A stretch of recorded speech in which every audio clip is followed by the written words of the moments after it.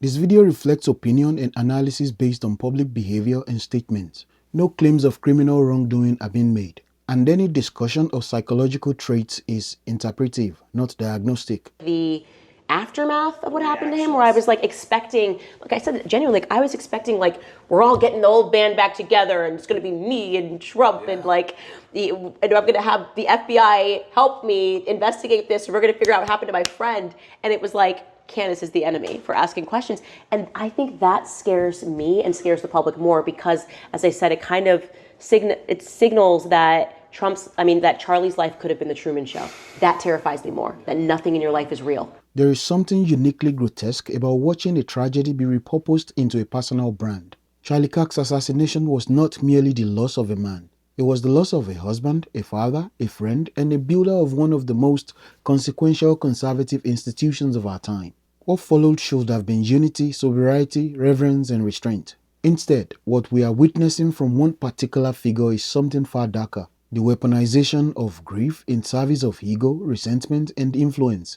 This is not dissent. This is not accountability. This is not courage. This is theater masquerading as truth-seeking, and it's tearing at the fabric of a movement already under siege. Many who knew the internal dynamics of Turning Point USA understand that this woman was once close to Charlie Kirk, professionally, personally, and emotionally. That closeness matters because it contextualizes what we are saying now. There are two prevailing interpretations of her fixation. The first one is unrequited personal attachment, the belief that she harbored romantic feelings that were never reciprocated.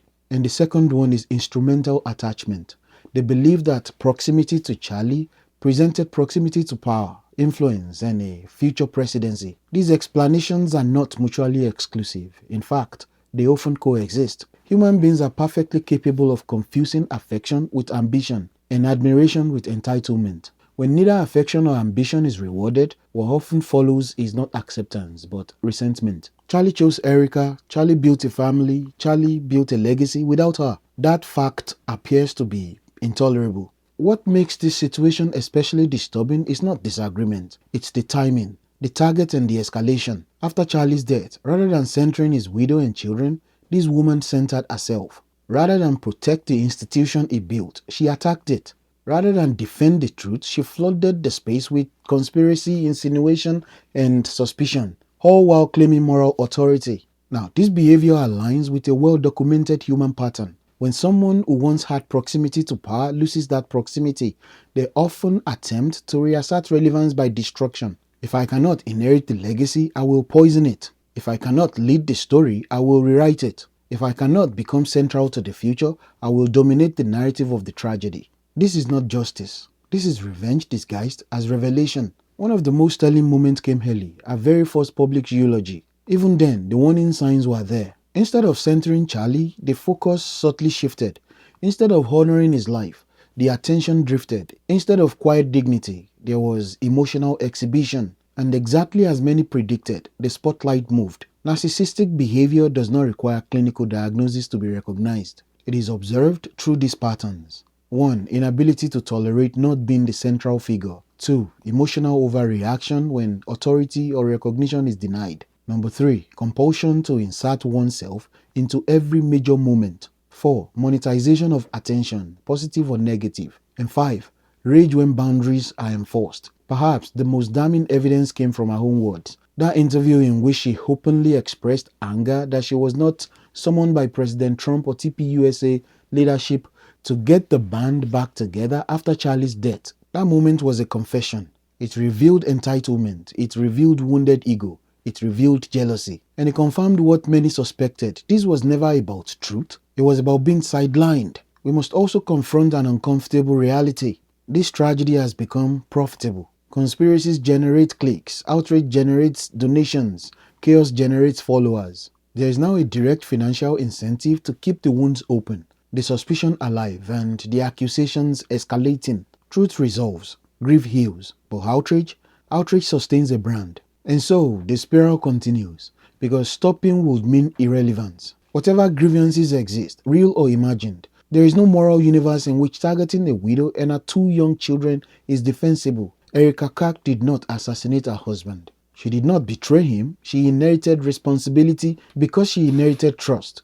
Well, now you're going to have to prove that you have the ability to be a CEO and a chairman and not just a wife who we expect emotion from. And you're rightful in that capacity. You are rightful to have emotion. You are rightful to be the aggrieved widow, but you don't get to just be widowed into the position of chairman and CEO. You don't get to respond to, well, in this case, investors, donors who have given money and are asking meaningful questions with, no, you don't get replies right now because this is the Charlie Kirk show, fam. Doesn't work this way, okay? To accuse her of complicity, directly or implicitly, is not just reckless, it's cruel.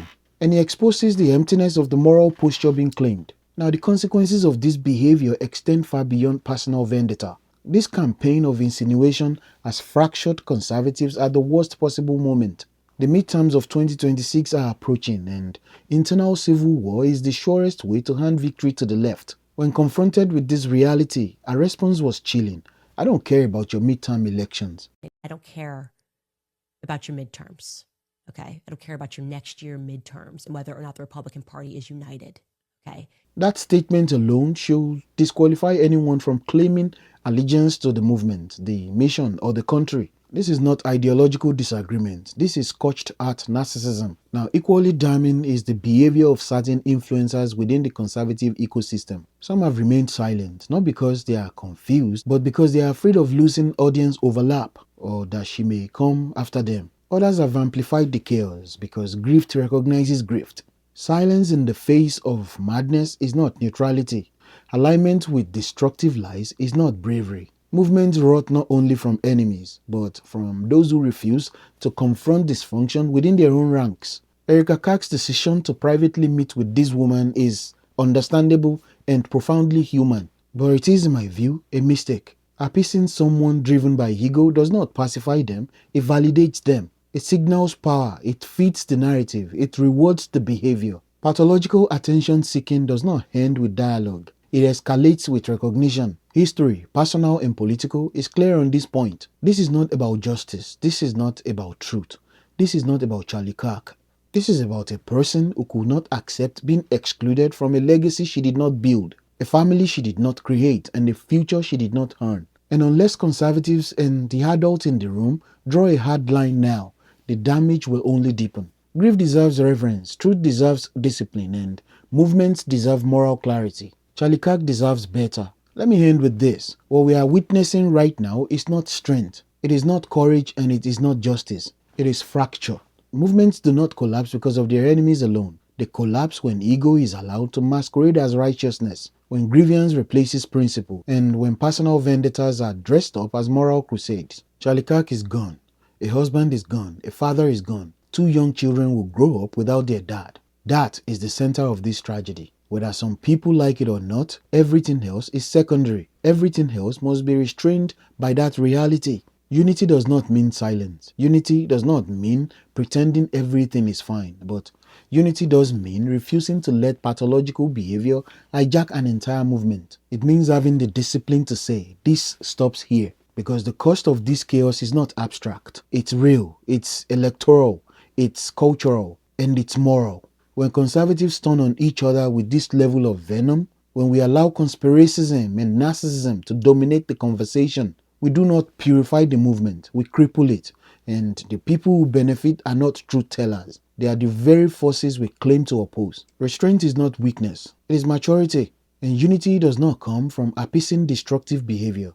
It comes from drawing firm boundaries, from refusing to reward attention-seeking theatrics, and from choosing the long-term health of the movement over short-term clicks, profit, or personal loyalty. As you know, history is not kind to movements that fail to police their own extremes, and it is especially unforgiving to those who saw the danger coming and chose comfort, cowardice, or silence instead. This is the moment to remember what actually matters. Families over feuds, truth over spectacle, principle over personality. If we cannot come together now with clarity and restraint, then we will have no one to blame when everything we've worked for begins to unravel. That is not a threat, it's a warning, and it is one we will be wise to heed.